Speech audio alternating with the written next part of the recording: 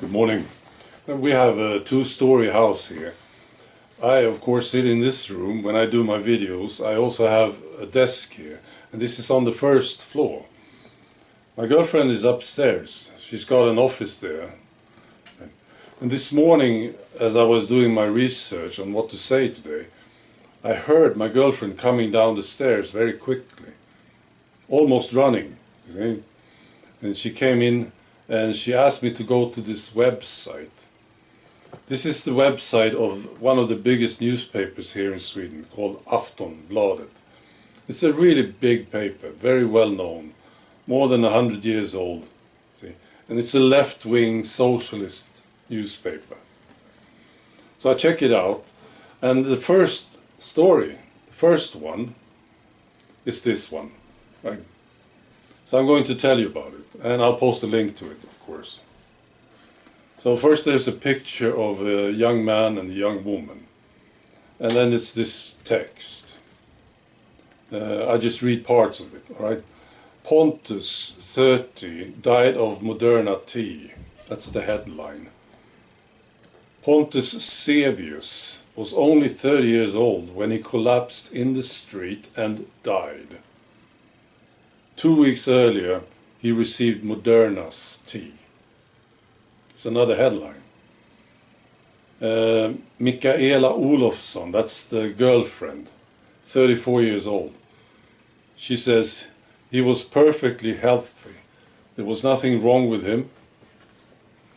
In the beginning of 2022, tea drinking is in full swing.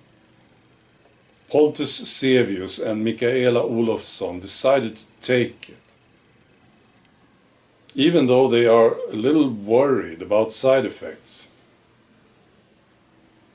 A few months earlier, the public health authorities stopped the Moderna tea for everyone born in 1991 and later. There's been signs that this age group has an increased risk of side effects, such as inflammation of the heart muscle. Nevertheless, it is the Moderna that he's getting, this guy, Pontus. Right, so 2 weeks later, after getting this Moderna tea, another headline, collapsed, found by emergency services. And then it's this text. When the family comes home early in the evening, Pontus goes out to fix with his car in the garage. So this is 2 weeks later, after getting the tea, right? So he's fixing with his car in the garage. 8:30, he comes in. His heart is rushing, and it didn't go away. After about an hour, he calls 911. He left the house to meet the ambulance. He didn't want to alarm the daughter. They have a daughter, you see. And he didn't want the neighbors to see. So he goes out to meet the ambulance. And they find him lying on the ground, dead, on the road, see. Still connected to 911. Tragic. And then there's an agency, right, here in Sweden looking into these matters. And they confirmed that it was the tea that killed him. So they are getting this compensation. It's ridiculous. 30,000 kroner, that's like $3,000. I don't know what to say. Finally this, she says, and this is in the article, of course, no more needles, she says. Not for me and not for my daughter. And when I tell people about this, they fully understand. So that's the article. You know, I was planning to talk about another mainstream media thing that happened, yesterday here in Sweden, where they talk about the tea. You see? There's something going on here in Sweden. And I always thought that when the truth hits mainstream media, it's over. Something is happening.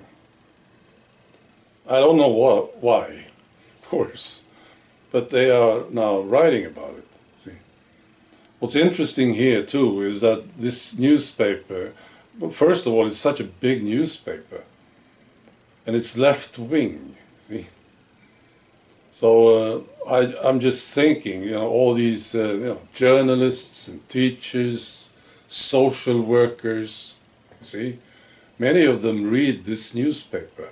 This is important to them, see. So they get to read about this now. Now I have a dream, of course, and whatever brings us closer to this dream makes me happy. My dream is, of course, that those who are responsible for this disaster, they will face punishment. This is my dream. That's that's everything I want. That's all I want. Actually, they should just face punishment for what they did. And I'm talking about all these people, these agencies, these bureaucrats, these politicians, and media. See what they did, and this brings us closer to it. So it's a good day. I'm very sorry for this guy. Oh, of course, it's easy to say now. No more needles, right? People need to learn that they can't trust the authorities. You shouldn't do it. It's actually, you should do the opposite every time. If the authorities tell you to not eat eggs, that's what you should eat, or olive oil or garlic, whatever they say. And if they tell you to take this needle, you shouldn't take it. This should be like an automatic, you see. Should get suspicious at least. People need to learn this.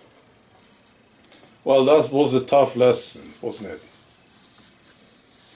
For this girlfriend, and of course the guy too. Right. Be good.